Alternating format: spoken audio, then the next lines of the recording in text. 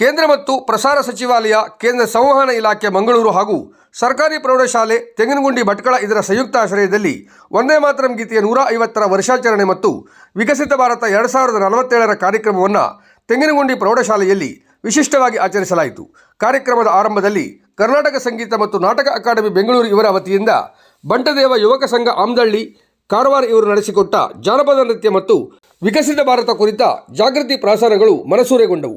ನಂತರ ಸಭಾ ಕಾರ್ಯಕ್ರಮವನ್ನು ಶಾಲೆಯ ವಿದ್ಯಾರ್ಥಿಗಳ ಸುಮಧುರ ಪ್ರಾರ್ಥನೆ ಮತ್ತು ದೀಪ ಬೆಳಗುವುದರ ಮೂಲಕ ಉದ್ಘಾಟಿಸಲಾಯಿತು.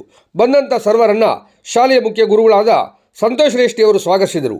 ಕೇಂದ್ರ ಸಂವಹನ ಇಲಾಖೆ ಮಂಗಳೂರು ಇಲ್ಲಿಯ ಕ್ಷೇತ್ರ ಪ್ರಚಾರಾಧಿಕಾರಿಗಳಾದ ರೋಹಿತ್ GS ಅವರು ಪ್ರಾಸ್ತಾವಿಕ ನುಡಿಗಳನ್ನು ಆಡಿದರು. ಸರ್ವರು ವಂದೇ ಮಾತರಂ ಗೀತೆಯನ್ನು ಹಾಡಿದರು. ಶಾಲೆಯ ಕನ್ನಡ ಶಿಕ್ಷಕರಾದ ಗೋವಿಂದ್ ಪಟ್ಗಾರ್ ಅವರು ವಂದೇ ಮಾತರಂ ಗೀತೆಯ ಮಹತ್ವವನ್ನು ಸವಿಸ್ತಾರವಾಗಿ ತಿಳಿಸಿದರು.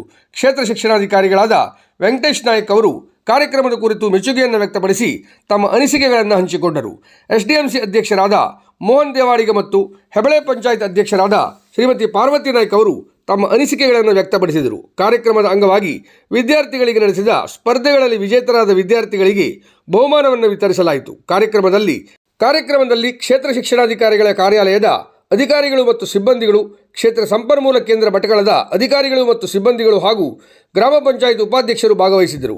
ಕಾರ್ಯಕ್ರಮದ ಕೊನೆಯಲ್ಲಿ ಸಂಜೀವ್